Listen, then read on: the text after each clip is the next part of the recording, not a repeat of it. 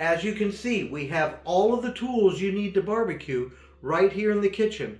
There's one other one that I need you to grab.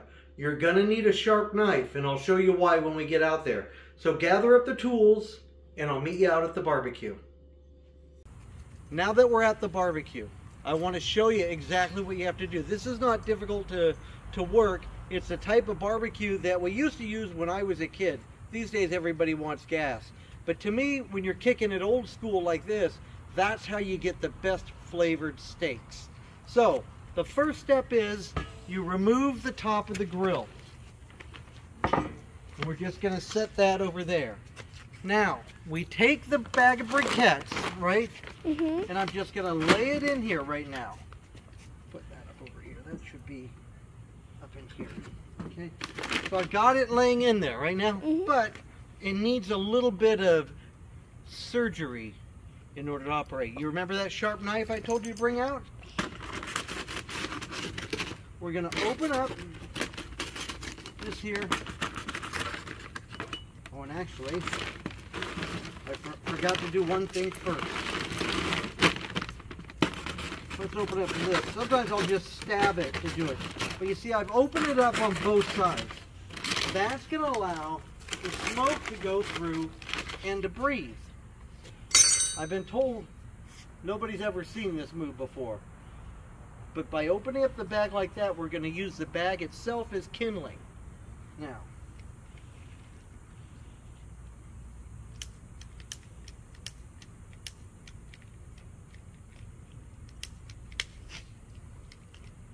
the light is not working.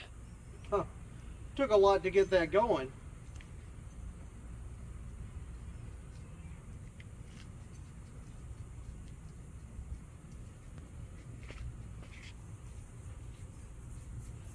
I can smell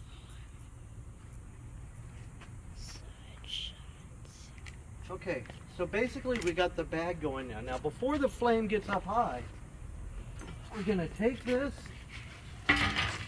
and just set it back over. And that's okay, because now the heat itself is going to help clean the grill. The flames are going to get pretty high over the next few minutes, and you're going to wonder, wow, is that really how it's supposed to be? And it is. But you give it about 30 minutes and the flames will come down, and you'll have a hot bunch of coals right down there. That's perfect to cook your steaks on. So I'll see you in 30 when we got the grill ready to go. While the briquettes are getting ready, turning into hot coals for our steaks to go on, I've come back inside because I want to make sure and grab some of the ingredients that really helps for great tasting steaks. Here I have Lowry's seasoned salt. It's my personal favorite. Like it tastes awesome on steaks, but I don't think it really does justice all by itself. It needs a bit of a peppery mix. And for that I go with a Montreal steak seasoning. And by putting them both on the steaks in heavy doses, you get some good tasting steaks. Now for us tonight, we're going to be going with these here. What do we got? Beef loin top sirloin. Good. Top sirloin is a good grade of steak. I wouldn't say it's the absolute best, but it's definitely on the plus side. You add to that, okay, some New York steaks. We're going to have a couple of them. Now you're really going up a notch. And lastly, we got a couple of prime rib steaks. Top notch. Okay, all these New Yorks and these prime ribs are going to be awesome. So I'm going back out to the barbecue. I'll catch you out there. Now we're ready to put the steaks on the grill. Bring the camera in just a little closer and look at the height of the flames.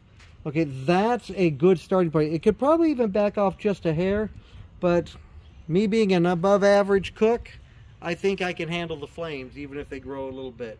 Because as the fat begins to moisten and then drip into the coals, it will make the flames rise. Sometimes it'll shoot up pretty high. So we got to be ready for that. As a cook, you got to be alert and watching what goes on your grill. Let's start with this.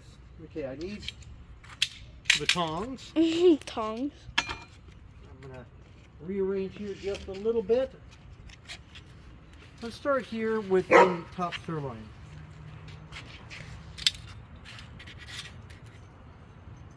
One of the things that I really like to do, I like to think about the lines that are here on the grill. And I use that as I'm cooking the steaks. Ooh, it's hot over there.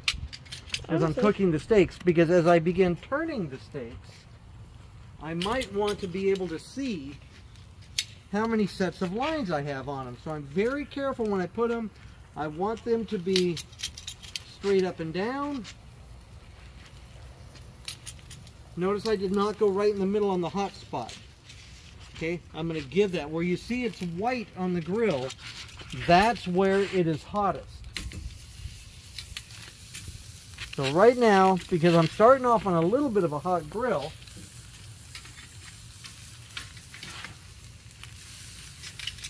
there we go. Got those two. And now for those New Yorks.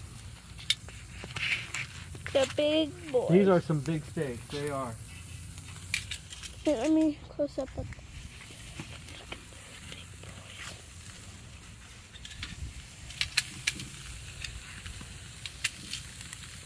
Okay.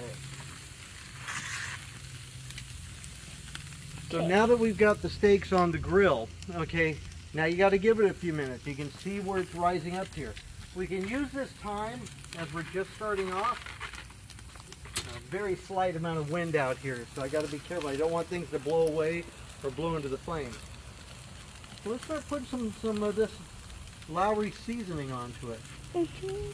If you were close, bringing it close, you might be able to see on camera the actual salt laying on the steak. They can.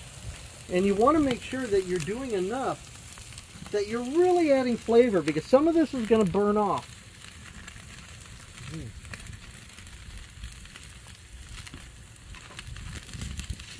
I'm going to go ahead and give it just another second here. Then I'm going to move that one. You see how I got the lines already on it? I'm going to move those lines over. I'm going to give that another minute there, but then I'm probably going to move that steak to a different location.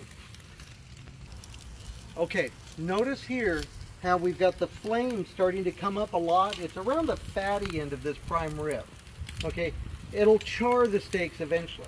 So what I'm going to do now, I'm going to grab one of these over there and just set up here for a second in a holding pattern. And that's going to allow me to grab this steak that's got a little more fat and move it over to that location. And this one,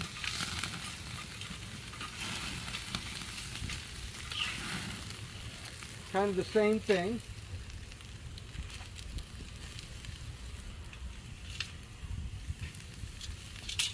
And then I can take this one that I moved off on a holding pattern and move it over here. There's not as much fat on that top sirloin, and I can tell that because the fat, as I'm sure you know, is the white here around the edge of the steak.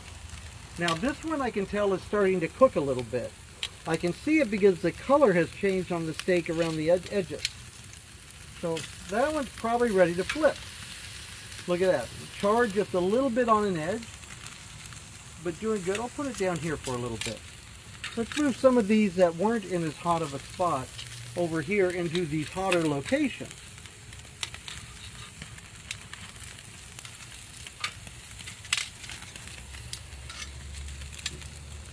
Now, focus the camera on me, please. Okay, I'm going to show you an old cook's trick for how you can tell if a steak is cooked. Basically, I'd like you to make a fist. Don't squeeze it very hard. Just let your fingers touch the palm of your hand and then feel right here. It'll be soft and squishy. That's a rare steak. The softer the steak is, the more rare it is. Now squeeze your fist half as hard as you can and feel that area again. It's a little more firm, actually considerably more firm. And then lastly, I want you to squeeze your fist as tight as you can and then touch it. It should be rock solid. That's a well done steak. And what you're basically feeling is how much moisture is left in the steak. Because the more moisture that is in the steak, the squishier it is. And think about it, the more moist the steak is, right? The more blood, the more juice, the juicier the steak is. So the more you cook it, the less juice there is, the tougher it's going to be.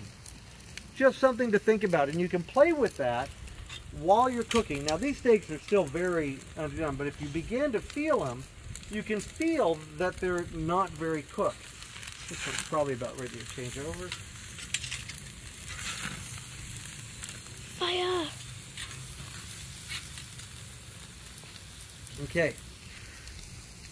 Anyways, that's it. You're going to feel the steaks as they get more done. Right now, this is it. We need to remember to put sauce on there. In this case, I'm putting seasoning. So I'm going to put a fresh round of the Lowry's on it. And can we please see like the thing of the label? Yeah. 1 second. Woo! Hot. Yeah, very. Okay.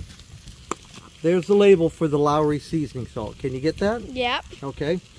And here's the label for the Montreal steak. You can get both of these at the Ralph's, just over here at the corner of Sunrise and Ramon. As a matter of fact, we bought all this steak over there at Ralph's.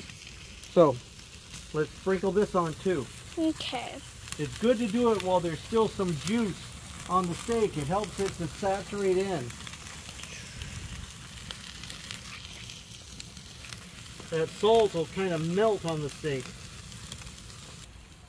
Remember to keep putting sauce on. Or I say keep saying sauce.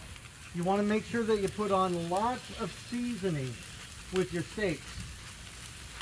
You can't use butter while you're on a natural grill like this. Okay, the butter will just immediately make the flame shoot up. So you got to make sure and just use lots of the seasoning. And remember what I talked about where you touch your part of your wrist right here?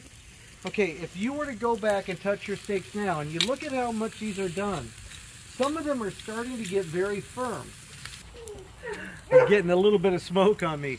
But, you know, basically, we're about done. So the final step, once you're comfortable with how well they're cooked, okay, and this one here I know is done. This is a thinner steak, if you look at it, and I don't want it to get too charred. A little char is good. Black is bad. So, That steak. some of these smaller ones, like that one there, that's already done. Okay? But basically, we're at the end. There's only one final step. Once you get these steaks cooked the way you want them, it's time to eat. So, let's go have us a great meal, and I hope you enjoy your turn on the barbecue.